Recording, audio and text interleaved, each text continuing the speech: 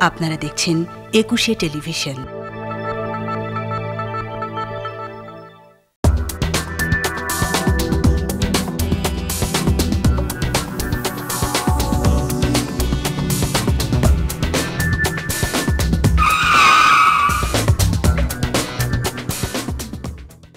সম্মানিত দর্শক, সবাইকে স্বাগত জানাচ্ছি নিটল টাটা 21 রাতের আজকের আয়োজনে পুরোটা সময় জুড়ে আমি ফেরদৌস আহমেদ থাকছি আপনাদের সাথে।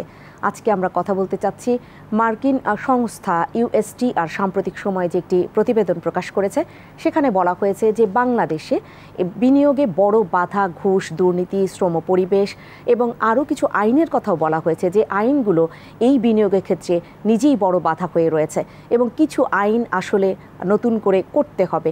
এরকম নানাবিধ বিষয়টি যখন উঠে এসেছে তাদের প্রতিবেদনে, তখন এটার সত্যতা কতটুকু, সেটা আমাদের আমলে নেওয়া কতটা দরকার, আর আমলে নিয়েও আমরা আমাদের আন্তরিকতার জায়গা থেকে কতটা এগোচ্ছি, নাকি সেই আন্তরিকতা আমাদের আসলে কখনোই ছিল না। আমরা অনস্টপ সার্ভিসের কথা বলি, কিন্তু আমরা লোকাল বিনিয়োগের কথাও যদি বলি, অনেক সময় নিরুৎসাহিত হতে দেখেছি যারা বিনিয়োগকারী রয়েছেন সেখানে। তাহলে সমস্যাটা কোথায়? আর সমস্যাগুলো উঠে আসলেও সেটা সমাধানের চেষ্টাটাই বা কোথায়? চেষ্টাটা আদৌ করা হচ্ছে কিনা, সার্বিক বিষয়টা আলোচনা করতে চাচ্ছি আজকের এই আয়োজনে। যাদেরকে পেয়েছি শুরুতে আপনাদের সাথে আলাপ করিয়ে দিব। আমাদের মাঝে আজ উপস্থিত হয়েছেন কাজী এম আমিনুল ইসলাম, সাবেক নির্বাহী চেয়ারম্যান, বাংলাদেশ বিনিয়োগ উন্নয়ন কর্তৃপক্ষ বিটা। মাঝে রয়েছেন Sajjadur Rahman, deputy editor, the business standard, এবং সর্বডানে উপস্থিত হয়েছেন ডক্টর মঞ্জুর হোসেন, অর্থনীতিবিদ। আপনাদের তিনজনকে স্বাগত জানাচ্ছি আজকের আয়োজনে। কাজী এম আমিনুল ইসলাম, আপনাকে দিয়ে শুরুটা করতে চাচ্ছি, কারণ এই যে প্রতিবেদনটা আসলো এবং সেই যে অনেক পৃষ্ঠায় তো তারা প্রকাশ করেছে, এবং বিশ্বজুড়ে 53টি দেশ এবং আরও কয়েকটি জোটের কথাও তারা এখানে প্রতিবেদনে উল্লেখ করেছে। আমরা বাংলাদেশ অংশটা নিয়ে আলোচনা করতে চাই। সেখানে স্পেসিফিক বলা হয়েছে আমাদের ঘুষ, আমাদের দুর্নীতি, আমাদের শ্রম পরিবেশের একটি বড় ধরনের অভাব, স্বচ্ছতার ঘাটতি, একদম মোটা দাগে এগুলো তারা মেনশন করেছেন। সত্যতা কতটুকু? ধন্যবাদ আপনাকে। এখন বাংলাদেশের ফরেন ইনভেস্টমেন্টের বিষয় যদি আপনি ফোকাস করতে চান, তাহলে শুরু করতে হবে যে আমরা কেন এই ইনভেস্টমেন্ট চাচ্ছি এবং এই ইনভেস্টমেন্টের আসলে রোলটা কী। বাংলাদেশে, শুধু বাংলাদেশ না, সারা পৃথিবী কিন্তু ফরেন ইনভেস্টমেন্ট চাচ্ছে।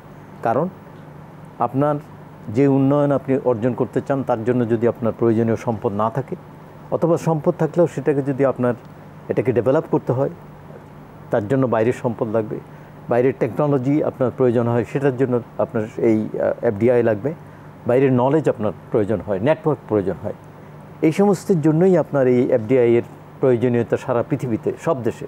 এবং সেই জন্য বাংলাদেশ, আমার মনে হয় আপনারা জানেন যে 89 সালে 89 থেকে বোর্ড অফ ইনভেস্টমেন্ট করে এই ফরেন ইনভেস্টমেন্টের খোঁজে আপনার নেমে পড়েছে, এবং কাদের সঙ্গে?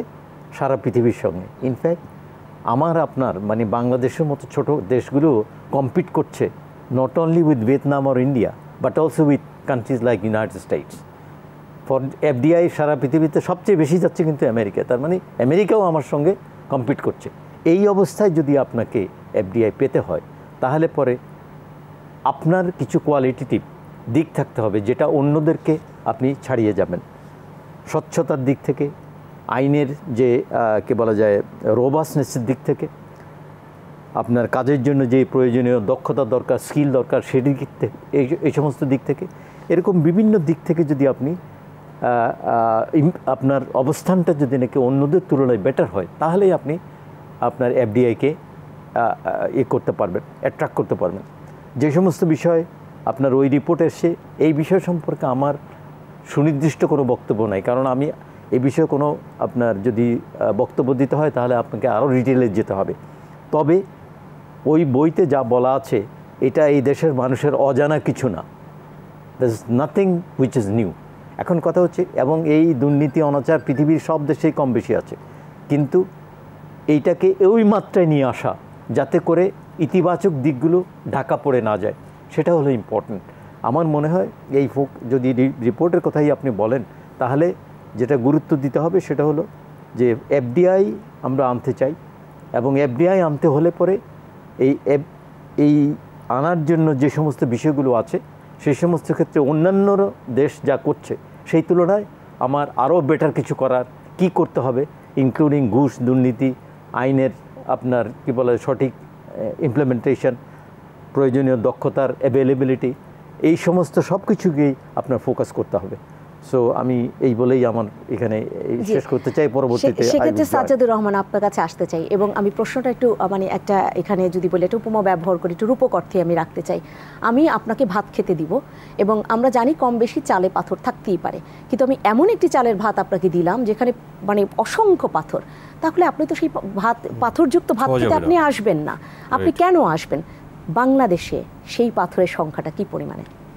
আচ্ছা, আমি অনেক সময় এটা একটু রিভার্স বলি যে বাংলাদেশে ফরেন ইনভেস্টমেন্ট কেন আসবে।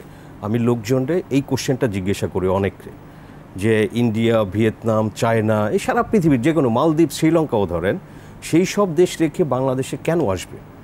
অনলি রিজন, বাংলাদেশের সস্তা লেবার, বাংলাদেশের ডোমেস্টিক মার্কেটটা বেগ, শ্রীলঙ্কা, মালদ্বীপ এদের তুলনায় বেগ। সো এই দুইটা পয়েন্ট আছে যে কারণে বাংলাদেশে ফরেন ইনভেস্টমেন্ট আসতে পারে। আর দেয়ার আর ডজনস অফ রিজনস যে বাংলাদেশে ইনভেস্টমেন্ট না আসার কারণ। আপনি যদি দেখেন যে ডেটাতে আমাদের জিডিপির 0.7% হচ্ছে আমাদের এফডিআই। তো এই এফডিআই নিয়ে একটা দেশ এই লোয়ার মিডল ইনকাম থেকে মিডল ইনকাম, আপার ইনকাম হবে, এটা আসলে একটা দুঃস্বপ্নই থাকবে, নাইটমেয়ারই থাকবে।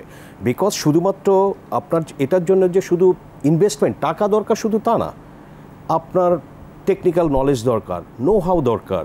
বাংলাদেশ যদি গার্মেন্টসের এই স্টিচিংয়ের বাইরে, সেলাইয়ের বাইরে যদি যেতে চায়, সেসব জায়গায় এফডিআই ছাড়া বাংলাদেশে এগুলো সম্ভব না। সো ইউএসটিআর, যেটা ইউএসটিআর হচ্ছে আমেরিকার কমার্স মিনিস্ট্রি বলতে পারেন, সো তারা এই ধরনের রিপোর্ট অ্যানুয়ালি পাবলিশ করে। তারা যে পয়েন্টসগুলো বলেছে এগুলো তো প্রত্যেকটাই ভ্যালিড, কোনোটাই, জনাব কাজী আমিনুল ইসলামও বললেন যে এটা তো কারো অজানা না।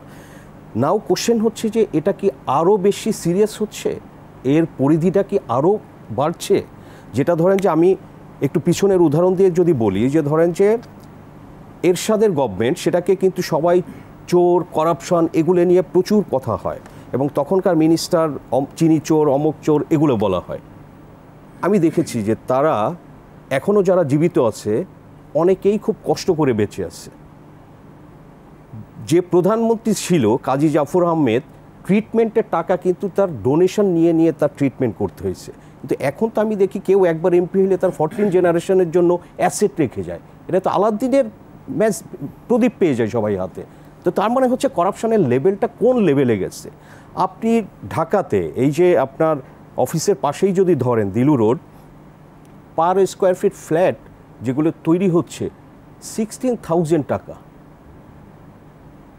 এই টাকা দিয়ে তো আপনি লন্ডন, নিউ ইয়র্কে মনে হয় কিনতে পারবেন। তো এটা কি, এটা তো কোনো লিগ্যাল, ওনারা সচিব ছিলেন, সরকারের সর্বোচ্চ পোস্ট, একটা সচিবেরও লিগ্যাল ইনকাম দিয়ে এই ফ্ল্যাট কেনা সম্ভব না বাংলাদেশের কারো। একমাত্র যারা হচ্ছে কিছু টপ এক্সিকিউটিভ ব্যাংক অ্যান্ড এমএনসিতে চাকরি করে, দে আর্ন 20, 30, 50 লাখ টাকা পার মান্থ, তাদের পক্ষে পসিবল। কিন্তু এগুলো কিভাবে হচ্ছে? শুধুমাত্র করাপশনের কারণে হচ্ছে, অনলি করাপশন। এই করাপশনের টাকা, দুর্নীতির টাকা, এগুলো হচ্ছে এই ফ্ল্যাট, জমি, এগুলোর মধ্যে তারা ঢুকাই দিয়ে বসে থাকে। সো আপনি করাপশনের প্রতিটা স্টেজে আমরা দেখছি যে বাংলাদেশিরাই সাফারার। আপনি যে 2 দিন আগে এনবিআর, এফবিসিসিআই যে বাজেটের আগে কনসালটেটিভ মিটিং হলো, এখানেও এই বিষয়গুলোই ছিল প্রমিনেন্ট। তা বিজনেসম্যানরা বলছে যে আমাদের এক্সিট পলিসি দেন, এই যে এত দুর্নীতি, এনবিআরের হ্যাসেল, এনার্জি সাপ্লাই নাই, সো ব্যবসায়ীরা কী করবে? তারা ব্যাংকের লোন নিয়ে যে এখন 13, 14, 15% সুদের হার। সো তারা বলছে যে আমাদের এখন এক্সিট পলিসি দরকার, যে আমরা কীভাবে আসলে বের হব। সো এটা তো বলা হচ্ছে, এই যে দুর্নীতি নিয়ে আমাদের দেশি ব্যবসায়ীরাই কিন্তু বলছে, সব সময় বলতেছে, তো কোনো তো উন্নতি হচ্ছে না। এখন আমেরিকা বলছে আমরা এটা নিয়ে আলোচনা করছি, কিন্তু এটা নিয়ে আসলে খুব সিরিয়াসলি কাজ না করলে বাংলাদেশে কিন্তু এটা শুধুমাত্র আপনি দেখেন বিনিয়োগের বিষয় না, এটা কিন্তু বৈষম্য বাড়িয়ে দিচ্ছে খুব সিরিয়াসলি। সেগুলো কিন্তু ডেটাতেও রিফ্লেক্টেড হচ্ছে, সব ধরনের রিপোর্টে, যে বাংলাদেশে বৈষম্য বাড়ছে।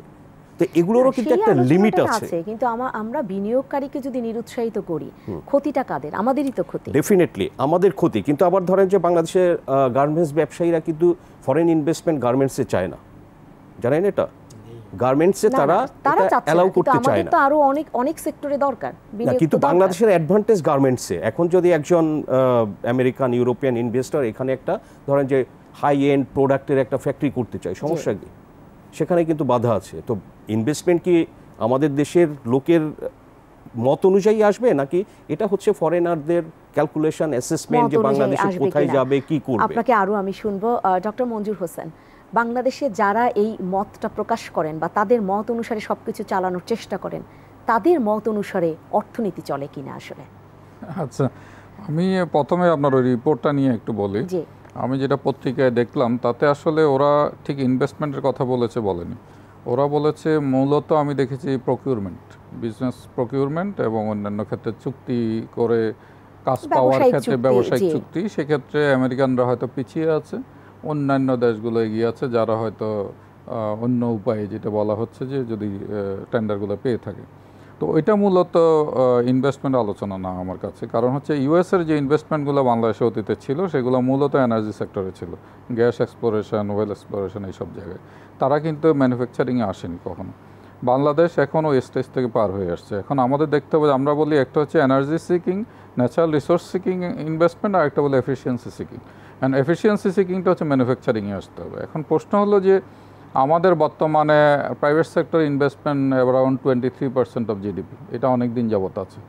এটা বাড়ে না, কিন্তু এটা আমাদের মতো দেশের লেভেলের জন্য খারাপ না, অনেক দেশের চাইতে ভালো আমি বলি, এবং অন্যরাও দেখছে। কিন্তু প্রশ্ন হলো যে এটা বাড়ে না কেন? বাড়ে না কারণ হচ্ছে নতুন ইনভেস্টমেন্ট নেই। যারা পুরনো ইনভেস্ট করছে তারাই রিরোল করে করে ইনভেস্টটা চলছে। সেক্ষেত্রে ডক্টর মঞ্জুর হোসেন, আপনি বললেন যে যে সেক্টরে মার্কিন একটু যাই আসতেছে, তো সুতরাং সেই জায়গাটাতে 23%-এর বেশি হচ্ছে না কেন? হতে হলে আমাদের নতুন ইনভেস্টমেন্ট লাগবে, সেগুলো বড় ইনভেস্টমেন্ট লাগবে। বড় ইনভেস্টমেন্ট পেতে হলে এফডিআই ডিটারমিনেন্টসগুলো কী কী? শুধুমাত্র corruption is not the only determinant. অনেক দেশ আছে করাপ্ট কান্ট্রিতেও ইনভেস্টমেন্ট যাচ্ছে, তারাই বরং করাপশনকে প্রমোট করেই যাচ্ছে। কিন্তু এখানে না হওয়ার আমি মনে করি ফান্ডামেন্টাল কিছু দুর্বলতা আমাদের আছে। একটা তো হচ্ছে ব্র্যান্ডিং ইমেজের একটা বিষয় আছে, যেটা ওই রিপোর্টে বলা হয়েছে। তারা পায় না কারণ হচ্ছে তারা করাপশনে এগিয়ে যেতে পারছে না, অন্যান্য অত চায়না, অন্যান্য দেশগুলো চলে আসতেছে, সেই কথাটা হয়তো বলেছে।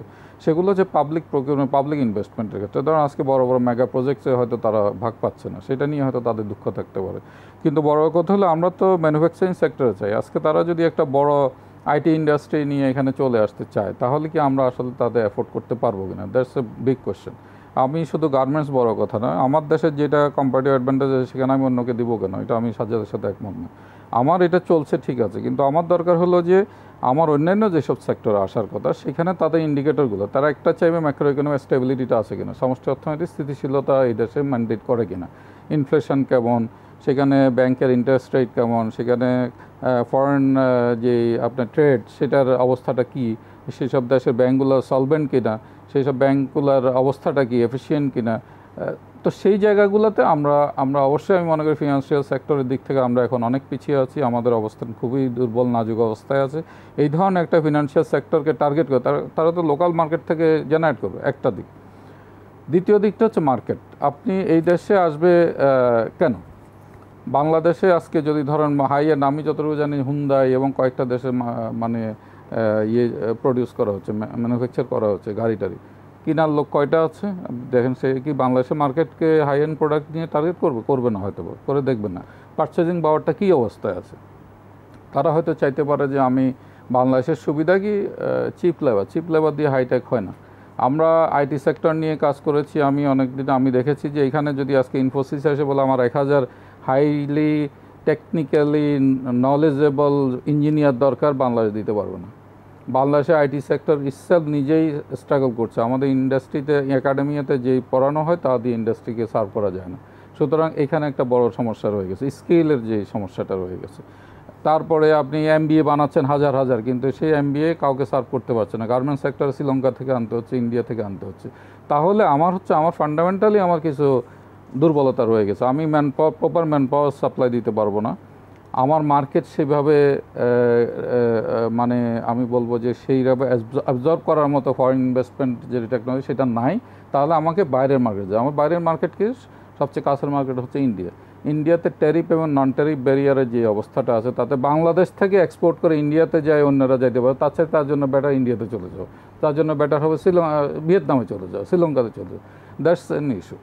আর এই জিনিসগুলোকে যদি আমরা অ্যাড্রেস না করতে পারি, আপনি ফরেন ইনভেস্টমেন্ট আনতে পারবেন না। তো বাকিটা আমি করাপশন টরাপশনের কথা বাদই দিলাম, আমার তো ফান্ডামেন্টালি আমার ইকোনমির উইকনেস রয়ে গেছে।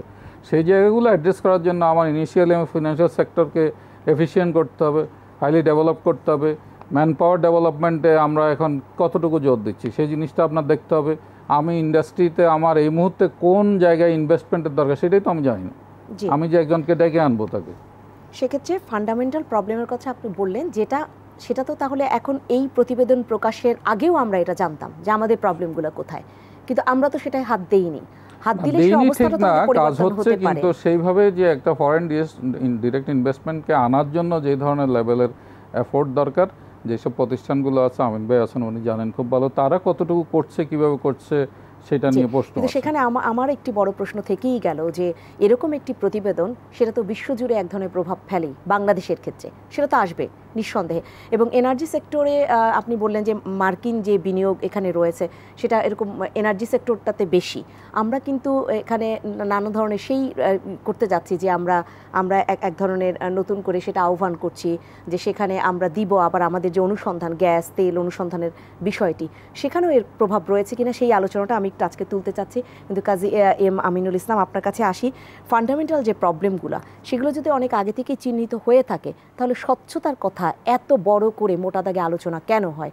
আর ওয়ান স্টপ সার্ভিসের কথাও তো আমরা বছরের পর বছর বলেছি, কেন নিশ্চিত হয় না? তাহলে লোকাল যে আমি যদি বলি যে ইনভেস্টররা, তারাও বা কেন নিরুৎসাহিত হয়? এইটা আগে একটু শুনি। এই যে সামগ্রিক, ধন্যবাদ, এটা গুরুত্বপূর্ণ একটা বিষয়। সামগ্রিকভাবে যে আলোচনা হচ্ছে, নেতিবাচক এই আলোচনাটাও কিন্তু পজিটিভ। কারণ হচ্ছে আপনার সমাজে যে সমস্ত বিষয়গুলো অ্যাড্রেস করা দরকার সেগুলো জনসমক্ষে নিয়ে আসা হচ্ছে। আমার মনে হয় এটা একটা পজিটিভ দিক এবং এটা এইভাবেই দেখা উচিত। This is number one. Number two হচ্ছে কোনো একটা দেশে ফরেন ইনভেস্টমেন্ট আসবেই কি আসবে না সেটার ভিত্তিতে আমার কর্ম করতে হবে। আমি সেটা তো খুব বেশি, যদিও আমি ইনভেস্টমেন্ট ডেভেলপমেন্ট অথরিটি চেয়ারম্যান ছিলাম, আমি এইটাতে খুব বেশি সাবস্ক্রাইব করি না। বাংলাদেশের প্রয়োজনেই, বাংলাদেশের অর্থনীতির প্রয়োজনেই আমাকে ঘুষ নির্মূল করতে হবে, দুর্নীতি নির্মূল করতে হবে, শিক্ষার ব্যবস্থাকে এমন পর্যায়ে নিয়ে যেতে হবে যাতে জাগতিক পর্যায়ে। কিন্তু আমাদের প্রোঅ্যাক্টিভ আচরণ কতটুকু? আমরা তো ম্যাক্সিমাম রিঅ্যাক্টিভ আচরণটাই দেখাই। আমার মনে হয় প্রোঅ্যাক্টিভ আচরণের জন্যও তো এই আলোচনা দরকার এবং আলোচনা হচ্ছে। আমি এটাকে সামগ্রিকভাবে ইতিবাচকভাবে নিতে চাই। কারণ হলো এই সমাজে, আমার সমাজে যে সমস্ত ইস্যু আছে সেগুলো আলোচনা না হলে পরে আপনি যেটা জানেন সেটা ভাবেন, আর যেটা ভাবেন সেটা করেন। আপনার যে অ্যাকশনের পর্যায়ে আসতে হলে আপনার চিন্তাটাকে ক্রিস্টালাইজ করা প্রয়োজন। আমার মনে হয় এটা ইতিবাচক। তো আমেরিকান রিপোর্টের আমি খুব একটা গুরুত্ব দিতে চাই না, কারণ যে কোনো দেশ থেকে যখনই রিপোর্ট আসে তখন তার মধ্যে যতটা বাস্তবতা থাকে এর বাইরে অনেক কিছু থাকে, যাতে করে মূল জিনিসটা আপনার যেভাবে আসা উচিত অনেক ক্ষেত্রে সেভাবে আসে না। আমার বাংলাদেশের যদি আপনি প্রয়োজনীয়তার কথা বলেন, এই দেশটা it's a very good performer. More than 5% আপনার গত দশকগুলোতে আপনার ইয়েটা হয়েছে, কী বলে, প্রবৃদ্ধি হয়েছে। এখন কথা হচ্ছে এরপরেও আপনার সাউথ এশিয়ান নেশনগুলোর দিকে আপনি যদি দেখেন, এফডিআইতে আমরা হচ্ছি চতুর্থ, অথচ আপনার ইকোনমির দিক থেকে আমরা হচ্ছি সেকেন্ড। কেন? আমাদের এফডিআই তো এটার সঙ্গে ইন কিপিং উইথ দ্যাট আমাদের এফডিআই আসা উচিত ছিল। এখন এটা কাজ যেটা হবে সেটা হলো নেতিবাচকভাবে না দেখে ইতিবাচকভাবে দেখা, যে শিক্ষার কোন ক্ষেত্রে, যে কথা ডক্টর মঞ্জুর বলেছেন, যে কোন স্কিল দিলে পরে আপনার দেশে যদি মনে করেন, আমি একটা এক্সাম্পল দিই, সাইবার সিকিউরিটি যদি নাকি হাজার হাজার স্কিল লোক তৈরি করেন, নেক্সট ডেতে আপনি তার একটা জব অপরচুনিটি হয়ে যাবে।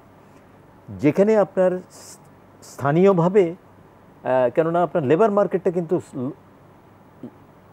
গ্লোবাল, কিন্তু এডুকেশনটা কিন্তু আপনার লোকাল। আপনার এই লোকালি এডুকেশন ইনফ্রাস্ট্রাকচারকে ওই পর্যায়ে নিয়ে যেতে হবে যাতে করে ওখান থেকে বেরিয়ে আসা লোকগুলো দেশের ভিতরের এবং দেশের বাইরের কম্পিটিটিভ একটি লেবার এনভায়রনমেন্টে তারা নিজেদেরকে প্লেস করতে পারে।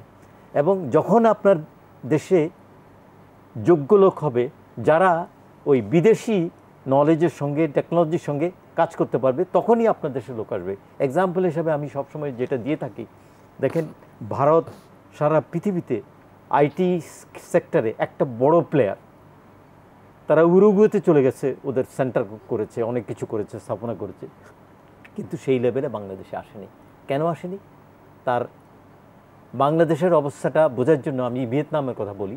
ভিয়েতনামে যেই আপনার এফডিআই যায়, জানা উচিত যে 0.66% এফডিআই যায় শুধুমাত্র ভিয়েতনামে অ্যাভেলেবল রিকোয়ার্ড স্কিল আছে সেই জন্য।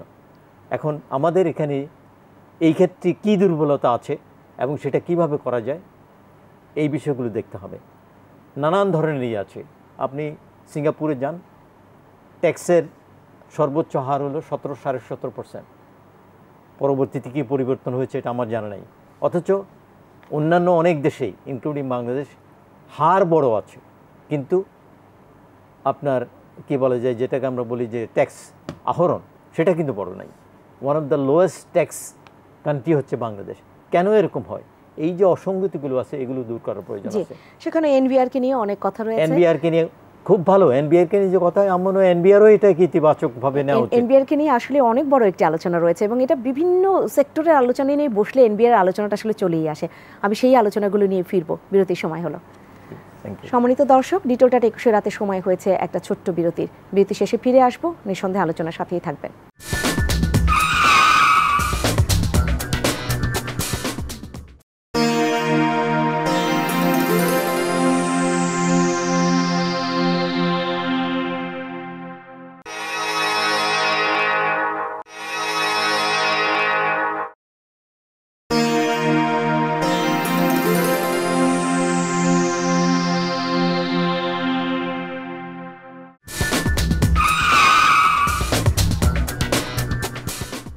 আবার ফিরে এলাম ডিটোল টাটা 21 রাতের আজকের এই আয়োজনে।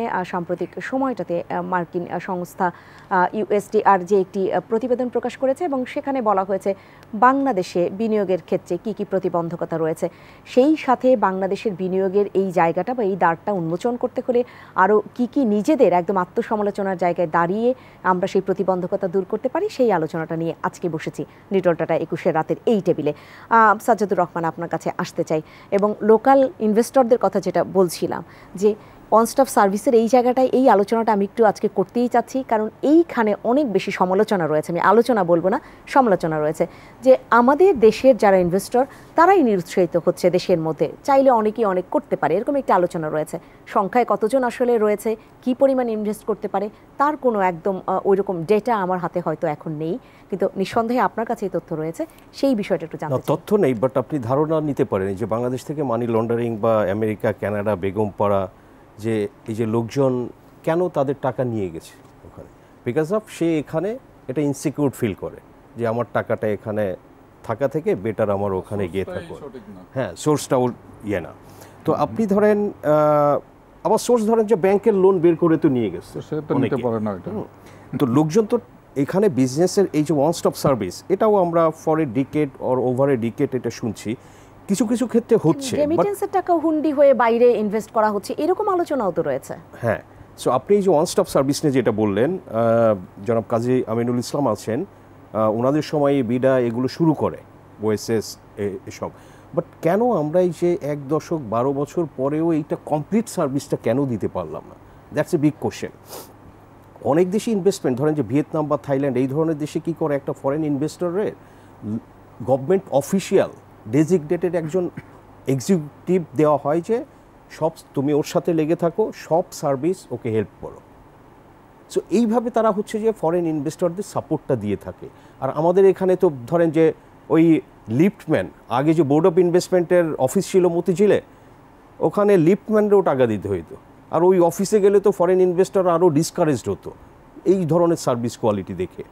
সো বাংলাদেশে ধরেন যে মঞ্জুর ভাই যে পয়েন্টসগুলো বললেন, শুধুমাত্র করাপশন এগুলো না, আমাদের এই যে স্কিল লোকজনের একটা বড় অভাব, এটা তো লোকাল ব্যবসায়ীরাও সেটা বলছে যে আমরা লোক খুঁজি কাজের জন্য, আর তো লক্ষ লক্ষ লোক হচ্ছে চাকরি খুঁজে। বড় আলোচনা আছে যে যেটা বলছিলেন তখন, আমি যদি ভুল না করে থাকি, যে সেই একাডেমিক যে তাদের যেটা থাকে একাডেমি সেখান থেকে তারা পরবর্তীতে ফ্যাক্টরির সাথে এই সমস্ত শিক্ষার্থীদের কোনো ধরনের যোগাযোগ তৈরি করা হয় না, এবং এটা নিয়েও দীর্ঘদিন কথা আছে যে বিশ্ববিদ্যালয়গুলো কেন ফ্যাক্টরির সাথে মিলে কাজ করতে পারছে না, কিংবা ফ্যাক্টরি কেন বিশ্ববিদ্যালয়ের সাথে মিলে কাজ করতে পারছে না, গবেষণা হচ্ছে না, নানান কিছু। তো গবেষণা হলেও তো আমরা আমাদের প্রবলেমগুলো বের করে ফেলতে পারতাম। বুয়েটে আপনি যদি গত 1 দশকের ডেটা নেন, আপনি বুয়েটের 80% গ্র্যাজুয়েট চলে যায় বাইরে, 80%। আপনার দেশে সব থেকে ব্রিলিয়েন্ট স্টুডেন্টস যারা যে এই দেশ, তাদের পিছনেও সরকারের অনেক খরচ আছে, সাবসিডি আছে। সো ট্যাক্স পেয়ার্সের টাকা খরচ করে তারা পড়ালেখা শিখে তারা চলে যাচ্ছে আমেরিকা, কানাডাতে। আমি তো সবই হারাচ্ছি, টাকাও পাচার হচ্ছে, মেধাও পাচার হচ্ছে। এই যে মেধা পাচার, আপনি তো বিকজ অফ ধরেন যে এটা ন্যাচারাল ব্যাপার, বাংলাদেশে তাদের জব নাই, এটা বুয়েটের গ্র্যাজুয়েট, সে যদি বের হয়ে 20,000 টাকা দামের চাকরি করতে হয়, তারা তো একটা স্টুডেন্ট টিউশনই পড়াইয়ে এখন সেই টাকা কামায় স্টুডেন্ট লাইফে, এবং তার ফিউচার সে নেক্সটে কোথায় যাবে? বাংলাদেশে তো এই জিনিসগুলো তৈরি হয়নি। আমরা যে এভাবে করছি, অনেক engineering university, science technology university, এই যে একটা ব্রডার প্ল্যান যে এই গ্র্যাজুয়েটদের, আমার এই ম্যান পাওয়ারদের কোথায় আমি ইউজ করব, এখানেই কিন্তু আবার চলে আসে ফরেন ইনভেস্টমেন্ট। ফরেন ইনভেস্টমেন্ট তারা ধরেন যে এই যে মডার্ন টেকনোলজি ফ্যাক্টরি, এই যে সেমিকন্ডাক্টর, চিপ মেকিং, এই ধরনের বিষয় এখন হচ্ছে যে খুব, আপনি আর্টিফিশিয়াল ইন্টেলিজেন্স, এই সফটওয়্যার, সো এগুলো তো হচ্ছে যে আপনার খুব হাইলি ব্রিলিয়েন্ট লোকজন, ক্রিয়েটিভ লোকজন দরকার হবে। তো আপনার দেশে কিন্তু লোক নাই। মঞ্জুর ভাই যেটা বললেন যে রাইট, আজকে যদি ইনফোসিস একটা এখানে ইনস্টিটিউট করে 1000 লোক নিতে চায়, সেটা পাবে না, 400-500 লোকও পাবে না। কিন্তু লোক তো বাংলাদেশে অভাব নাই, 17-18 কোটি লোক। ইউনিভার্সিটি গ্র্যাজুয়েট আছে অ্যারাউন্ড 8 লাখ। আপনি ন্যাশনাল ইউনিভার্সিটি পাবলিক প্রাইভেট ধরলে বছরে 8 লাখের উপরে গ্র্যাজুয়েট বের হচ্ছে। জব নাই তো, 1 লাখ লোকেরও তো জব নাই। এবং আপনি তো জানেন যে শিক্ষিত লোক এই কারণে বেকারত্বের হার বেশি। মজুরের ডেইলি লেবারারদের কিন্তু তারা চলতে পারে, হ্যাঁ, কিন্তু ডিগ্রিধারী লোকজনেরই হচ্ছে যে কোনো কাজ নাই বাংলাদেশে। তো এই সব ক্ষেত্রেই কিন্তু আমাদের এই যে ইনভেস্টমেন্টটা কীভাবে ফ্যাসিলিটেট করা যায়, বোথ ডোমেস্টিক অ্যান্ড ফরেন। ডোমেস্টিকও অনেকে তো ধরেন যে তারা ডিস্টার্ব, তারা হয়তো ঘুষ দুর্নীতির সাথে তারা খাপ খাইয়ে নিতে হচ্ছে তাদের। কাস্টম যখন পোর্টে একটা কন্টেইনার আটকে রাখছে, এখন সে দেখছে যে আমার এটা যদি 15 ডেজ থাকে, আমার ফ্যাক্টরিতে প্রোডাকশন লস হবে, আমার ড্যামারেজ কস্ট হবে। সো কিছু ব্রাইব দিয়ে হলেও তারা এগুলো ছাড়াই নিচ্ছে। সো এখানে আপনার ধরেন যে সার্ভিস দিতে হবে। আমাদের এই মাইন্ডসেটটা সরকারের প্রতিটা লেভেলে, একদম টপ টু বটম, যে ইনভেস্টরদের আসলে সার্ভিসটা দিতে হবে বিনা পয়সায়, এবং তারা যাতে উৎসাহিত হয় যে এই দেশে আবার আসার জন্য। সে এইভাবে সার্ভিস কোয়ালিটি, সেটা আমাদের দেশে হচ্ছে না। দুঃখের বিষয় হচ্ছে, আমি যেটা দেখছি আমার ধরেন যে 23-24 বছরের এই বিজনেস রিপোর্টিংয়ের অভিজ্ঞতায়, এই 23-24 বছর আগে সার্ভিসটা বেটার ছিল দেন, এবং করাপশনটাও কম ছিল রিলেটিভলি। ইকোনমির স্কেলটা যত বেড়েছে, করাপশনের মাত্রাটাও সেই লেভেলে বেড়েছে। সো এই হচ্ছে বাংলাদেশের সিচুয়েশন। আপনি এগুলো অ্যাড্রেস না করলে, বেইলরে যখন রেস্টুরেন্টে আগুন লাগলো, তখন কিন্তু অন্যভাবে এই আলোচনায় এসেছে যে তাদের এই ধরনের সার্টিফিকেট নাই, ওই ধরনের সার্টিফিকেট নাই। তখন তারা বলেছে সার্টিফিকেট এই সংস্থা থেকে, ওই সংস্থা থেকে, এখানে কোঅর্ডিনেশনের যে পরিমাণ অভাব, তো একটি রেস্টুরেন্টে যদি সেই সার্টিফিকেট বের করতে এত কষ্ট হয়, তাহলে বাইরের মানুষে সেই কষ্টটা কেন করবে? একটা উদাহরণ দিয়ে শেষ করি। একজন লেদার ব্যবসায়ী, তার ফ্যাক্টরি আছে, উনি একদিন বললেন যে 34টা লাইসেন্স দরকার একটা ফ্যাক্টরি চালানোর জন্য। এর মধ্যে 18টা আছে 6 মাসে রিনিউ করতে হয়, আর বাকিগুলো হচ্ছে অ্যানুয়াল রিনিউ। এই রিনিউয়াল মানেই হচ্ছে ঘুষ। ফ্যাক্টরি চেক করবে না, কোনো কিছু চেক করবে না, টাকা দিবেন, সব ঠিক হয়ে যাবে। রেস্টুরেন্টেও তো তাই, এই 12-13টা লাইসেন্স লাগে, সার্টিফিকেট লাগে, এটা তো কখনো না এসে চেক করে না। এটা আপনি জাস্ট একজন লোক গিয়ে টাকা দিবে, ওইটা ঠিক করে দিবে, রিনিউয়াল। সো এই হচ্ছে আপনার সার্ভিস কোয়ালিটি। ঘটনা ঘটে গেলে যখন সেটা আলোচনার শিরোনাম হয়, তখন হয়তো আমরা নানান ধরনের নড়েচড়ে উঠতে দেখি। ডক্টর মঞ্জুর হোসেন, আমি সংস্থাগুলো নিয়ে একটু কথা বলতে চাই। এখানে বিডার সাবেক নির্বাহী চেয়ারম্যান রয়েছেন, আমি তার কাছ থেকেও নিঃসন্দেহে শুনবো। আপনাকে যদি আমি সুনির্দিষ্টভাবে জিজ্ঞেস করি, বিডার কাছে যে পরিমাণ প্রত্যাশা ছিল, বিডা কি সেটা পূরণ করতে পেরেছে? আমি একটা পার্টিকুলার অর্গানাইজেশনকে নিয়ে কথা বলে আসলে এখানে খুব বেশি, কিন্তু তারপরও আলাদা আলাদা এনবিআর কে নিয়েও কথা বলতে চাই। আমার কথাগুলো আমি বলতে থাকি, আপনি শুনেন। আপনি দেখবেন, একটা হচ্ছে অর্থনীতিতে, আমিন ভাই অর্থনীতির ছাত্র, অর্থনীতিতে ইন্টারেস্ট রেটকে বলা হয় ইনভেস্টমেন্টের বড় ডিটারমিনেন্ট। ইন্টারেস্ট রেট যদি বেশি হয়, ইনভেস্টমেন্ট কমবে। গত 5-7 বছর এটার পরবর্তীতে আমাদের সর্বোচ্চ লেভেল থেকে, রাজনৈতিক লেভেল থেকে এটাকে 9-6 করা হলো, কমিয়ে দেওয়া হলো। আমার ইনভেস্টমেন্ট কেন বাড়লো না, তারপরেও খেলাপি ঋণ কেন বাড়লো না, এটাই ইন্ডিকেট করে যে ব্যাংকিং সেক্টর থেকে খেলাপি ঋণ আরও বেড়েছে। ইন্টারেস্ট রেট কমার সত্ত্বেও ইনভেস্টমেন্ট বাড়েনি, খেলাপি ঋণ বেড়েছে, দুর্নীতি বেড়েছে, টাকা পাচার বেড়েছে। আপনি যদি আমি ফরেন ডিরেক্ট ইনভেস্টমেন্ট বাদই দিই, আমার লোকাল ইনভেস্টর যারা আছে তারাই বা আরও এক্সপ্যান্ড করে না কেন? আমি এতগুলো স্পেশাল ইকোনমিক জোন বানাচ্ছি, তাহলে সেগুলোতে কেন আসছে না লোকজন? তাহলে আমার যদি টাকার অভাব হতো, আমার যে ইন্টারেস্ট রেট বেশি হতো, তাতে করে আমি ইনভেস্টমেন্ট করতে পারছি না, সেই কথাটা এখন বলার কোনো সুযোগ নেই। তাহলে এটা হচ্ছে একটা ফিনান্সিয়াল সেক্টর, ফিনান্সিয়াল সাইড, এটা একটা ইনস্টিটিউশন। সেই ইনস্টিটিউশনে যদি আপনি গভর্নেন্সকে, যদি আপনি সুশাসনকে যদি নিশ্চিত না করেন, তাহলে তো বিদেশি ইনভেস্টমেন্ট, দেশি ইনভেস্টর, কেউই আসলে ভালো ইনভেস্টর যারা করতে যায় তারা তো উৎসাহিত হবে না। কারণ হচ্ছে যে ভালো ইনভেস্টর সে ব্যাংকে গেলে লোন পায় না, যে উইলফুল ডিফল্টার হবে, যে আগে থেকে জানে যে টাকা ফেরত নিয়ে চলে যেতে পারবে। এখন যাওয়াটা যদি বন্ধ করা যেত তাহলে হয়তো এখানে কিছু না কিছু হলে হয়তো, তাহলে এগুলোর সাথে কিন্তু সামগ্রিকভাবে জড়িত। তারপরে আপনি যদি এখন বিডার কথা বলেন, বিডা এককভাবে সব কিছু করতে পারবো আমি মনে করি না, কারণ বিডা তো একটা ফ্যাসিলিটেট করা। আপনি আজকে আমি ট্যাক্স পলিসির কথা বলি, আমরা সবসময় বলি যে আমরা অনেক কিছু প্রোডাক্টকে প্রোটেকশন দিয়ে যাচ্ছি, লেদার বলেন, বলেন। ভিয়েতনামে লেদারের উৎপাদন হয় বাংলাদেশের চাইতে কম লোকালি। আমরা তো একটা দুইটা যে কোরবানির ঈদ আছে, এই কারণে প্রচুর চামড়ার, তাদের চামড়া না থাকা সত্ত্বেও তারা প্রায় $50 বিলিয়ন শুধু লেদার প্রোডাক্টসই এক্সপোর্ট করে। তাহলে বিদেশ থেকে র লেদার বা হাইড এগুলো এনে যাতে আবার প্রডিউস করে বিদেশে রপ্তানি করতে হয়, সেই এখন আপনি ইম্পোর্টে এক ধরনের ট্যারিফ বসাইছেন, এক্সপোর্টে এক ধরনের করছেন, যাতে করে ইম্পোর্ট না করা যায়। ইম্পোর্টের তাহলে আপনার এক্সপোর্ট বাড়বে কীভাবে? আপনি কি সবসময় নিজের দেশের জিনিস দিয়েই বাইরে এক্সপোর্ট করবেন? এটা তো হতে পারে না। আমার দেশে যারা এখন লেদারের, আমি ওই দিনও একটা অনুষ্ঠানে আপনাদেরকে বলছি, লেদারের প্রোডাক্ট তৈরি করে, তারা ইন্টারন্যাশনালি মার্কেটে কম্পিটিটিভ কিনা আমরা জানি না, কারণ বাইরের থেকে ভালো জুতা আনতে, ভালো শু আনার কোনো আমরা সেরকম প্রোটেকশন দিয়ে রাখছি। গত কোভিডের সময় আমার একটা খুব স্ট্রাইক করেছে, একজন বাংলাদেশি বিজ্ঞানী বাইরে ছিলেন, উনি এখানে এসে কম দামে ল্যাপটপ তৈরি করবেন ভাবছিলেন। তো উনি এনবিআর বললো যে ঠিক আছে আপনি ওই সিকেডি করে নিয়ে আসেন। পরে দেখা গেল সে যখন মাল আসলো, আগে বললো তাকে আপনি কম দাম ট্যারিফ দিতে হবে, দেখা গেলো তার এমন বেশি পড়লো এটার ট্যাক্স দিতে, যে তাহলে সে একটা ইম্পোর্ট করলে মানে ল্যাপটপ তার চাইতে বেশি দাম পড়ে। তাহলে এটা কি আপনার ম্যানুফ্যাকচারিংয়ের জন্য পজিটিভ কোনো পলিসি হলো? উনি অনেক দান দরবার করে ওটা ছাড়াই এনে বসে, ভাই আমি যাইতেছি, এই দেশে থাকবো না, দরকার নেই আমার কথা। তাহলে আপনার ইনস্টিটিউশন বলতে ট্যাক্স পলিসি আছে সেখানে, কিন্তু আমি সুনির্দিষ্ট কিছু আলোচনা চাচ্ছিলাম। এই জন্য আমি অত্যন্ত দুঃখিত আপনাকে থামিয়ে এখানে আমাকে যুক্ত করতে হচ্ছে। এই অনুষ্ঠান আয়োজনের জন্য, এই সেটটা সাজানোর জন্য, যেমন লাইটম্যানকে আলাদাভাবে লাইটের কাজটা করতে হয়েছে, সাউন্ডের লোককে আলাদাভাবে সাউন্ডের, ক্যামেরার লোক আলাদাভাবে ক্যামেরার কাজটা করেছে। আবার সবকিছু সমন্বয় না হলে এই পুরো অনুষ্ঠান বা এই সেটটা সাজানো সম্ভব না। কিন্তু আমরা যখন প্রবলেমগুলো খুঁজি, আমি লাইটম্যান কিন্তু তার প্রবলেমটা খুঁজবে, বা আমরাও বলবো লাইটটা ঠিক আছে কিনা, ক্যামেরাটা ঠিক আছে নাকি, আলাদা আলাদা ধরা। সেরকম আলাদাভাবে জানতে চেয়েছি যে বিডা এককভাবে যেটুক করবার কথা, সে এককভাবে কোনো কিছু এগিয়ে নিয়ে যেতে পারবে না, কিন্তু প্রত্যাশা তার কাছে যতটুকু ছিল সেটা পরিপূর্ণ হয়েছে কিনা। আর এনবিআর এর কথাটা একটু জানতে চাচ্ছি। আমি দুটো সংস্থাই এখানে ধরেছি, বেশি না। সেটা বলবেন কিনা? আমি ওটাই বোঝানোর চেষ্টা করছি, বিডার পক্ষে তো এনবিআর এর পলিসি কি হবে সেটা কত ডিক্টেট করার মতো অবস্থা আলাদা জানতে চেয়েছি। আলাদা না, ওটা ছাড়া কিন্তু আপনার বিনিয়োগ সম্ভব না ওখানে।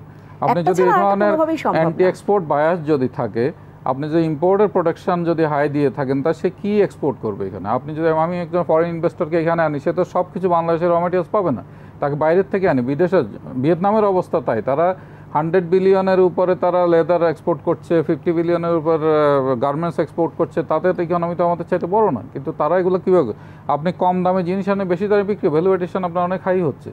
তো সেই জায়গাটা যদি আপনি করতে না চান, আপনি সারাক্ষণ যে বিজনেস ব্যবসায়ীদের কথা শুনে শুনে আপনি যদি প্রোটেকশন দেন, আপনার নিজের যদি ক্যাপাসিটি না থাকে, আমি কথা বলছি ওনাদের ক্যাপাসিটি বাড়াতে হবে।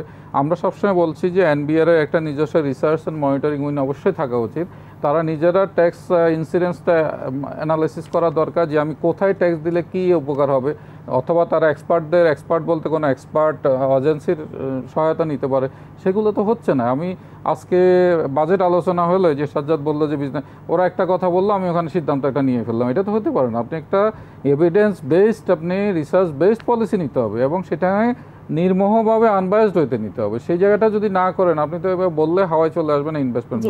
বিদেশি যারা আছে বা দেশি যারা আছে, তারাও চাইবে যে আমি ইনভেস্টটা করে আমার ইনভেস্টমেন্ট সিকিউর থাকবে, আমি পজিটিভ প্রফিট করব, এবং আমার একটা মার্কেট থাকতে হবে। সেই জায়গাটা যদি আমি এনশিওর না, এটা বিডার একক পক্ষে সম্ভব না। বিডার একটা বিডা যেটা করতে পারে, যে কথাটা আমি বলতে হবে, বিডার হচ্ছে ফ্যাসিলিটেট করা। বিডাকে কতটুকু ক্ষমতা দেওয়া হয়েছে আমি খুব বেশি ভালো জানি না, কারণ তারা এককভাবে সিদ্ধান্ত নেওয়ার মতো অবস্থানে নাই। তাদেরকে কোঅর্ডিনেট করতে হবে অন্যদের সাথে, সেই জায়গাগুলো বিডারও সক্ষমতা বৃদ্ধির ব্যাপার আছে। আমি সিদ্ধান্ত নেওয়ার আলোচনাটাও এখানে আপনার কাছেও জানতে চাইনি, জানতে চেয়েছি যার যতটুকু করবার কথা সেও আসলে ততটা করছে কিনা। এইটা রয়েছেন বিডার সাবেক নির্বাহী চেয়ারম্যান, আপনার কাছ থেকেই শুনি, বিডার ব্যাপারটা একটু শুনি যে সত্যিকার অর্থেই ততটা হয়েছে কিনা, যতটুকু করা সম্ভব। ধন্যবাদ, এটা অত্যন্ত গুরুত্বপূর্ণ। আমার মনে হয় শুধু বিডার না, এই প্রশ্নটা ব্যক্তি থেকে শুরু করে রাষ্ট্রীয় পর্যায়ে যে যেখানে আছি তারই এই প্রশ্নটা করা উচিত নিজেকে, এবং সেটার উত্তর খুঁজতে গেলেই আমার মনে হয় যে আমাদের সমস্যার অনেকটা সমাধান হয়ে যাবে। একটা জিনিস হচ্ছে যে সময়ের সঙ্গে সঙ্গে সব কিছু পরিবর্তন হয়, তেমনি পরিবর্তন হয় ইনস্টিটিউশন। আপনি যদি বিডার রোলটাই দেখেন, যখন বোর্ড অফ ইনভেস্টমেন্ট করা হয় 89-এ, তার 20 বছর পর তার অর্গানোগ্রাম পাশ করা হয়। 20 বছর একটা বোর্ড অফ ইনভেস্টমেন্ট। আর বিডা হওয়ার 2 বছরের মধ্যে বোর্ড অফ ইনভেস্টমেন্টের চেয়ে অনেক বড় অর্গানাইজেশনের অর্গানোগ্রাম হয়েছে, লোকবল নিয়োগ হয়েছে, প্রতিষ্ঠানটি কাজ করা শুরু করেছে, ওয়ান স্টপ সার্ভিসের অনেকগুলো সার্ভিস অটোমেটেড করা হয়েছে। তো কাজেই সময়ের অনেক পরিবর্তন হয়েছে। তারপরে যদি বলি যে আপনি কি আপনার সামর্থ্য অনুযায়ী পর্যাপ্ত করেছেন, না, কখনোই না। সারা পৃথিবীর সর্বশ্রেষ্ঠ ইফিশিয়েন্ট যে অর্গানাইজেশন আছে সেটাকেও যদি আপনি জিজ্ঞেস করেন, জবাব হবে যে না, আমি আমার বেস্ট এখনও দিতে পারিনি, আজকের থেকে আগামীকালকে আরও সুন্দর করব, তারপরের দিন আর আগের দিনের চেয়ে অনেক সুন্দর করব। তার মানে হচ্ছে যে always there is scope for improvement. আজকে এনবিআরের কথা বলেছেন, অনেক প্রশ্ন আছে এনবিআরকে নিয়ে, কিন্তু মানতে হবে যে আজকের এনবিআর যেই পরিমাণে আপনার রাজস্ব আহরণ করছে তার এটা অনেক বিশাল অঙ্ক।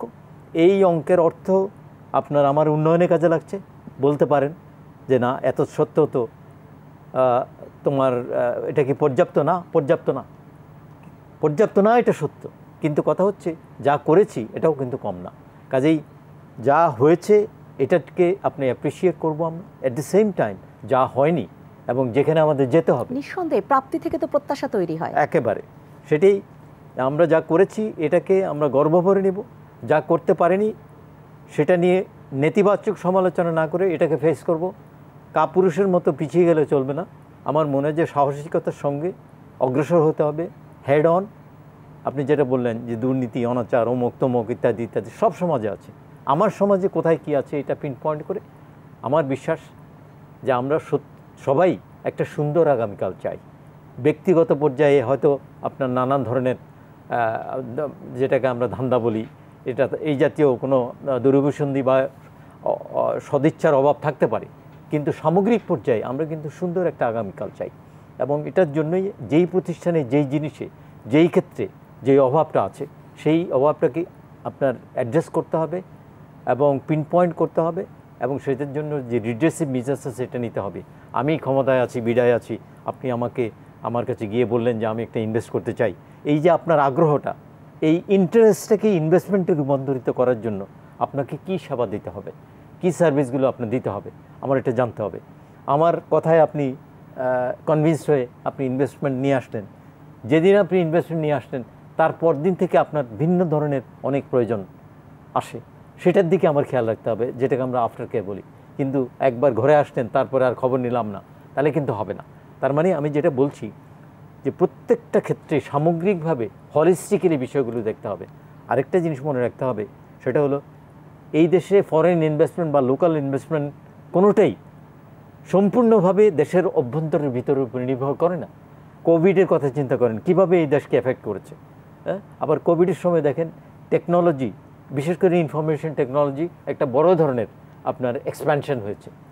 দেখেন আপনি কিন্তু নানান ধরনের development at the same time হচ্ছে। সারা পৃথিবীতে আপনার কমোডিটি প্রাইসের ইনস্টেবিলিটি, জবের অপরচুনিটির যে রিডাকশান, আজ পর্যন্ত কোভিড আগে সারা পৃথিবীতে যে এফডিআই ফিগার ছিল সেই লেভেলে আজ পর্যন্ত এফডিআই পৌঁছতে পারেনি। আপনি বুঝতেছেন যে সারা জগতে এই ধরনের একটা ডাউনওয়ার্ড ট্রেন্ডের মধ্যেও কিন্তু বাংলাদেশ আমি মনে করি যে best performer in this south Asian region and also in comparison two many other countries. তবে তার সঙ্গে সঙ্গে সমস্যার বাহারও আছে। তো সম্ভাবনাটা যেরকম আমরা অর্জন করেছি, সমস্যা আছে, সমাধানও আসলে সমাধানগুলো করতে হবে। যেটা বললাম যে ব্রাশ অফ করে আপনি তো ভালোই আছেন, এটা কোনো জবাব হলো না। আজ আলোচনা শেষের দিকে চলে এসেছি, নিঃসন্দেহে সেটাই, ভালো আছি এটা কোনো কথা না, ভালো আরো কিভাবে থাকা যায় সেটা প্রতি মুহূর্তে খুঁজে বেড়ানোটাই হচ্ছে সত্যিকারের ভালো থাকা। এবং সাজ্জাদুর রহমান, এই জায়গাটাই আসতে চাই, সমস্যা থাকবে, প্রত্যেকটা দেশে বলি সমাজে বলি সমস্যা আছে, সমাধান সেখান থেকে খুঁজে নিতে হয়। আমাদের একটি বড় আক্ষেপ আছে, যেখানে আমাদের অনেক বেশি স্বচ্ছতা, বা যেটা যদি বলি যে আমরা এই যে সাদা টাকা কালো টাকা বলি, সেই টাকার ক্ষেত্রেও যেটা স্বচ্ছতা আছে সেখানে আমরা হাজার প্রশ্ন তুলি, আর যেখানে অস্বচ্ছতা সেখানে কেন জানি আমরা প্রশ্ন তুলি না। এই আক্ষেপটা আমাদের আছে সমস্যা এবং সমাধানের বাইরেও। আচ্ছা, মানে আপনি জানতে চান কি কেন থাকবে এই আক্ষেপটা, এটাই জানতে চাচ্ছি। এটা আনসারটা দিয়ে আমি পরে বলছি। সেটা হচ্ছে যে আপনার স্বচ্ছ যারা, ট্রান্সপারেন্ট, অনেস্ট, সো এখান থেকে তো আসলে ইনকাম করা ডিফিকাল্ট হবে গভর্নমেন্ট অফিসিয়ালদের। এটা যতটা অস্বচ্ছ হবে, সো তাদের এটা থেকে পার্সেন্ট খাওয়ার একটা সুযোগ হয়, সো এই কারণে তারা চায়। এখন আপনি যদি এই যে ওভারঅল ইনভেস্টমেন্ট, আমি এগুলো নিয়ে আরেকটু বলতে চাই যে দেখেন, বাংলাদেশে সমস্যা আছে, সম্ভাবনা অনেক আছে। এবং আমরা দেখলাম যে ধরেন যে গ্লোবাল কম্পিটিটিভনেস যে রিপোর্ট ওয়ার্ল্ড ইকোনমিক ফোরামের কোলাবোরেশনে সিপিডি বের করে, একটা সময়ে কিন্তু অবকাঠামোর ঘাটতিটা ছিল নাম্বার 1 প্রবলেম। অবকাঠামো বাংলাদেশে অবকাঠামোটা ছিল না। এখন কিন্তু ধরেন যে এই যে অনেকগুলো বড় বড় অবকাঠামো হয়েছে, আরও হচ্ছে, সো এটা কিন্তু ফরেন ইনভেস্টররা তারা কিন্তু এটা যে ইমপ্রুভ করছে সেটা তারা দেখছে। কিন্তু একই সাথে এখন নাম্বার 1 প্রবলেম হয়ে গেছে করাপশন। আগেও ছিল অন অফ দ্য টপ 3 মধ্যে, কিন্তু এখন কিন্তু বাইফার করাপশনটা নাম্বার 1, তার অবকাঠামোটা একটু পরে। সো এই যে ধরেন যে কাজ হচ্ছে, তো কাজটা এখন মাননীয় প্রধানমন্ত্রী উনি তো সবই মনে হয় যে একা উনি করছেন, বাকি লোকদের যে দায়িত্ব, এই যে সরকারের ইউনিয়ন পরিষদ কাউন্সিল পর্যন্ত কিন্তু সরকারের প্রেজেন্স আছে, বিভিন্ন ধরনের অফিস আছে, তহসিল অফিস থেকে শুরু করে। সো সরকার যেভাবে সার্ভিসটা দিতে পারে মানুষকে, এটা মানে দেশের মধ্যেই আপনি ঠিকভাবে ট্যাক্সটা কালেক্ট করা থেকে শুরু করে আপনি এই যে ইউনিয়ন ডিজিটাল সেন্টার বলেন, হেলথ কেয়ার সার্ভিস, সব কিছুতেই কিন্তু সরকারের সার্ভিস দেওয়ার সুযোগ আছে। তো এটা যদি সরকার করে, এটা ধরেন যে দেশের মানুষেরও কাজে লাগবে, বিদেশি যারা ইনভেস্টমেন্ট নিয়ে আসবে তাদের কাজে লাগবে। একটা ডিস্ট্রিক্ট লেভেলে একটা পৌরসভা, গাজীপুরে জানেন আপনি যে অনেক জায়গায় ইউনিয়ন পরিষদ থেকে কিন্তু ট্রেড লাইসেন্স নিতে হয়, এবং বড় যত ফ্যাক্টরি তত বেশি ঘুষ দিতে হয় ইউনিয়ন পরিষদের লাইসেন্স নেওয়ার ক্ষেত্রেও। সো এই ধরনের বিষয় আসলে ওপেন সিক্রেট, সরকারের লোকজন সবাই জানে। এটা কেন এগুলো সলভ হচ্ছে না, এটা একটা রহস্য। এনবিআর অনেক বেশি প্রাপ্তি আমাদের দেখাচ্ছে, কিন্তু প্রত্যাশার জায়গাটা, এই প্রশ্নটার উত্তর এখনো আমি খুঁজে পাই না, যে বাংলাদেশে করদাতার যে সংখ্যা তার চেয়ে ইনকাম ট্যাক্স উকিল এত বেশি কেন? যদি করই দিবে তাহলে এত উকিলের দরকার কেন? এই প্রশ্নের উত্তর আসলে আমি খুঁজে পাই না, হয়তো কোনোদিন পেয়ে যাব আপনাদের কারো মাধ্যমে। ডক্টর মঞ্জু হোসেন, শেষ করবো আজকের আয়োজন। সেই ক্ষেত্রে সর্বশেষ আরেকটি বিষয় একটু জানতে চাই, আমরা যে আমাদের তেল গ্যাস অনুসন্ধানে আমরা যে দরপত্র আহ্বান করছি, আর সেখানেও কি এর কোনো প্রভাব পড়বে কিনা, এটা একটু ছোট করে জানতে চাই। না, দরপত্র যখন তেল গ্যাসে করি তখনও আগেও এরকমই ছিল, কে নিবে তখন দেখবেন যে একসময় মনে আছে বোধহয় আমাদের ইউএসের প্রেসিডেন্টও এসে ঘুরে গেছে এটা পাওয়ার জন্য। সুতরাং তারা যে ধোয়া তুলসী পাতা তাও না, কিছুদিন আগে বিমান বিক্রির জন্য ফ্রান্সের প্রেসিডেন্ট চলে আসছে, তো তারাও এগুলোর পিছনে লবি করে। ওগুলো বিষয় না, বিষয় হচ্ছে আমাদের ওনারশিপটা, আমাদের ন্যাশনাল ইন্টারেস্টটা আগে দেখার, সেটা হচ্ছে ইম্পর্টেন্ট। আমি যেটা আরেকটু বলি, যেটা হচ্ছে যে আমাদের এক্সপোর্টের গ্রোথটা কিন্তু in terms of GDP overall over the time declining, 16-17% ছিল, 7-8%। It is a very worrying situation. এটাই যদি হয়, তার মানে ডোমেস্টিক মার্কেট বড় হচ্ছে, যেটা এক্সপোর্ট করার মতো তার ক্যাপাসিটি নাই। এটা যদি হয়, this is only one indicator, যেটা মনে করতে পারেন যে এফডিআই না আসার পিছনে একটা বড় কারণ। শুধু garments cannot serve Bangladesh for the next 5 years or 10 years। তাহলে আমাকে এক্সপোর্ট ডাইভার্সিফিকেশন জায়গা দরকার। নিউ যে সেক্টরগুলোকে থার্ড সেক্টর ঘোষণা করা হয়েছে, সেখানে বিডার রোল আছে, সেখানে ইন্ডাস্ট্রি মিনিস্ট্রির রোল আছে, এনবিআর এর রোল আছে, সেগুলোকে যদি সঠিকভাবে যদি না করা হয়, সাথে অ্যাট দ্য সেম টাইম আমি মনে করি financial sector is a very crucial point. Financial সেক্টরে ইমেজ যতক্ষণ না বড় হবে, সেখান থেকে খেলাপি ঋণ যদি না কমানো হয়, টাকা পাচার যদি না বন্ধ হয়, বিদেশিরা কখনো ট্রাস্ট করবে না এই দেশে, যে সে তার তো ইনভেস্টমেন্টটা সিকিউর হতে হবে, তাই না? বাকিগুলো বাদই দিলাম, যে স্কিল লেভেল বলেন, অন্যান্য বিষয়গুলো। তো এই না, ওটার সমস্যা না আমার কাছে সমস্যা হচ্ছে এগুলো। এগুলো যদি ঠিক না করা যায়, এই সব জায়গায় যদি আমাদের স্ট্রং যদি ইমেজ না হয়, যেমন আমরা রিসেন্টলি বিআইডিএস থেকে আমরা আওয়ামী লীগের ম্যানিফেস্টো নিয়ে কাজ করেছি এবং সেই জায়গায় আওয়ামী লীগের ম্যানিফেস্টোতে ক্লিয়ারলি বলা আছে যে ঋণ খেলাপি বা অন্য যে ফিনান্সিয়াল সেক্টরে আইন কানুন যা আছে স্ট্রিক্টলি এনফোর্স করা হবে। আমি আশা করি যে সামনে তাই করা হবে। যদি সরকার যদি সামনে যদি দেশকে সত্যি মিডল ইনকাম বা তার উপরে নিয়ে যেতে এইসব ইনস্টিটিউশনগুলো যদি ডেভেলপ না করা যায়, ইনস্টিটিউশনগুলোকে যদি সত্যিকার অর্থে স্ট্রং না করা যায়, তাহলে কিন্তু ইনভেস্টমেন্ট না আসলে কিন্তু করণীয় তুলে ধরলেন। এবং আজকে যেহেতু শেষ করতে হচ্ছে, তারপরও যে করণীয়গুলো এখানে আপনারা তুলে ধরলেন যে এইভাবে হয়তো সমস্যার সমাধান করা যায়, সেই জায়গাগুলোতে কাজ হোক, আমরা এই প্রত্যাশা রেখে আজকে আয়োজন শেষ করছি। অসংখ্য ধন্যবাদ জানাচ্ছি কাজী এম আমিনুল ইসলাম আপনাকে, ডক্টর মঞ্জুর হোসেন আপনাকে অসংখ্য ধন্যবাদ, সাজ্জাদুর রহমান আপনাকে অসংখ্য ধন্যবাদ।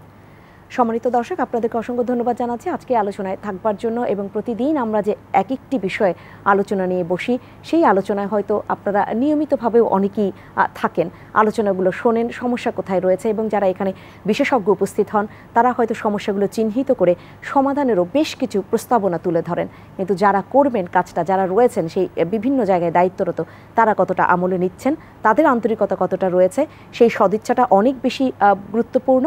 এবং সেই জায়গাটায় সমন্বয় একটি বড় আরেকটি বিষয় হয়ে দাঁড়ায়, কারণ সমন্বিতভাবেই তো কাজটা করতে হয়, শুধু একটি সংস্থা এককভাবে কাজ করতে পারে না। আমরা প্রতিবারের বা প্রতি আলোচনার মতোই আজও প্রত্যাশা রাখতে চাই আমাদের এই সেক্টরের সমস্যার সমাধান হোক। বিদেশি কোনো প্রতিবেদন এসে আমাদেরকে যেন নাড়া না দেয়, বরং আমরাই যেন প্রতি মুহূর্তে আমাদের সমস্যাগুলো খুঁজে বের করতে পারি, আত্মসমালোচনার জায়গায় দাঁড়াতে পারি এবং সেখান থেকে আমরা উত্তরণের পথে হাঁটতে পারি। সবাই ভালো থাকবেন, শুভরাত্রি।